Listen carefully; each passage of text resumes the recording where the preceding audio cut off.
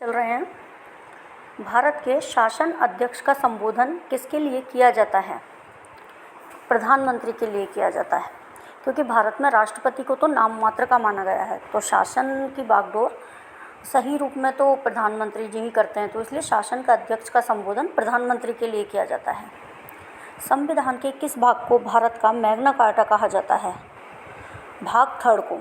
Constitution का जो भाग थर्ड है, जो हमें मौलिक अधिकारों के बारे में बताता है, फंडामेंटल राइट्स, वो भारत का मैग्ना कार्टा उसे कहा गया है। आज़ादी का महान चार्टर क्या है? इंग्लैंड का एक कानूनी परिपत्र है।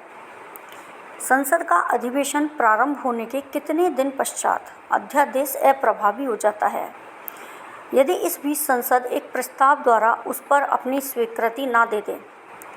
6 सप्ताह। यदि 6 सप्ताह तक कोई भी अध्यादेश दोनों सदनों में घूम रहा है, लेकिन उसमें कोई भी स्वीकृति नहीं है संसद की, तो वो अपने आप ही वो क्या होगा, वन में अप्रभावी हो जाएगा।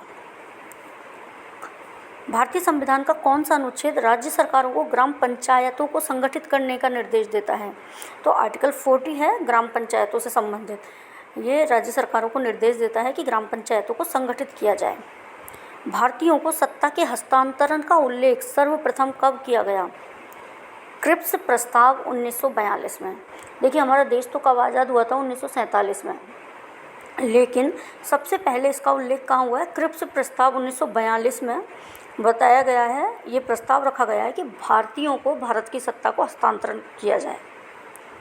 किस अधिनियम के द्वारा भारत में वर्ग, जाति, धर्म आदि के आधार पर पृथक निर्वाचन क्षेत्र बनाने का प्रावधान किया गया? भारत सरकार अधिनियम 1909, मार्ले मिंटो सुधार। अंतर्राज्यीय परिषद के संबंध में उपबंध संविधान के किस अनुच्छेद में वर्णित हैं? तो अंतर्राज्यीय परिषद के संबंध में है आर्टिकल 263। सरकारी उपक्रम समिति, जिसे वित्तीय समिति भी बोला जाता है, उसमें कुल 22 सदस्य होते हैं। सरकारी उपक्रम समिति या वित्तीय समिति में 22 सदस्य होते हैं। लोकसभा एवं राज्यसभा के कितने सदस्य होते हैं?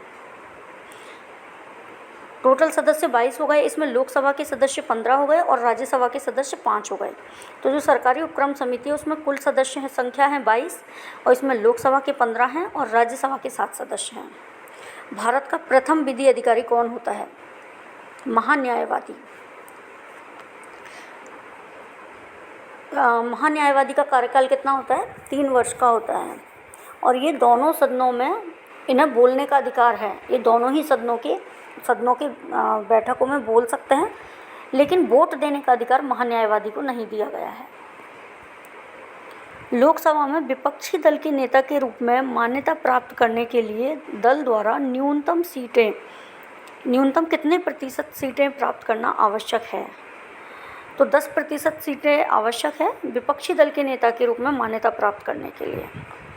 संपत्ति का अधिकार किस प्रकार का अधिकार है? यह वैधानिक अधिकार है। पहले ये मौलिक अधिकार था, लेकिन 44वें संविधान संशोधन के बाद इसको मूल अधिकार से हटा दिया गया और इसको कानूनी अधिकार या विधिक अधिकार में डाल दिया गया। तो पहले हमारे मौलिक अधिकार 7 थे, और उसके बाद संपत्ति के अधिकार को जब वैधानिक अधिकार में डाला गया और मूल अधिकार से हटाया गया, तब से हमारे 6 मूल अधिकार हैं। Thank you.